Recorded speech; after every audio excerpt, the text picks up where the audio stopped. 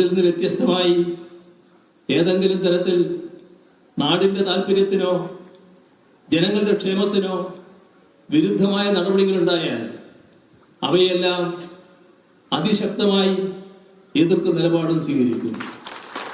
ഇത്തരത്തിൽ ഒരു ക്രിയാത്മക പ്രതിപക്ഷമായി പ്രവർത്തിക്കാനാണ് ഞങ്ങൾ ഉദ്ദേശിക്കുന്നത്.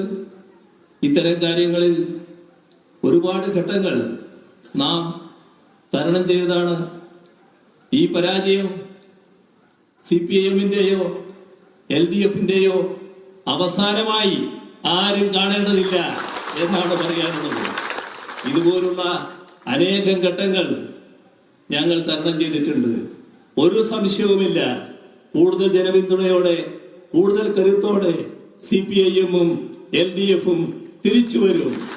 അതിനായി എല്ലാവരും ആവശ്യമായ ചിട്ടയോടെയുള്ള പ്രവർത്തനങ്ങൾ നടത്തുക. അത്തരം കാര്യങ്ങൾക്ക് നേതൃത്വം കൊടുക്കാൻ ഈ ഓഫീസ് ഉപകരിക്കട്ടെ എന്നുകൂടി ആശംസിച്ചുകൊണ്ട് ഈ ഓഫീസിന്റെ ഉദ്ഘാടനം നിർവഹിച്ചതായി ഒരിക്കൽ കൂടി അറിയിച്ചുകൊണ്ട് അവസാനിപ്പിക്കുന്നു. നിങ്ങൾക്ക് എന്റെ അഭിവാദ്യം.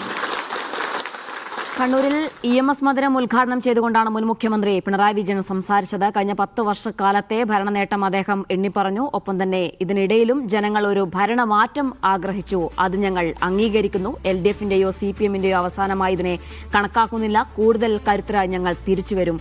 ക്രിയാത്മകമായ ഇടപെടലുണ്ടാകും. പ്രതിപക്ഷ നേതാവ് എന്ന നിലയിൽ പ്രതിപക്ഷത്തിന്റെ പ്രവർത്തനം അങ്ങനെയായിരിക്കും. നാടിന് വേണ്ടി ജനങ്ങൾക്ക് വേണ്ടി എപ്പോഴും നിലകൊള്ളും. ജനങ്ങളുടെ ക്ഷേമത്തിന് വേണ്ടിയോ നാടിന്റെ നന്മയ്ക്ക് വേണ്ടിയോ അല്ലാതെ പ്രവർത്തിക്കുന്നത് ശ്രദ്ധയിൽപ്പെട്ടാൽ അതിനെതിരെ ശക്തമായി പോരാടും. അത്തരത്തിലൊരു പ്രതിപക്ഷമായി ഞങ്ങൾ തുടരും എന്നാണ് മുൻ മുഖ്യമന്ത്രി പിണറായി വിജയൻ ഇപ്പോൾ സംസാരിച്ചത്.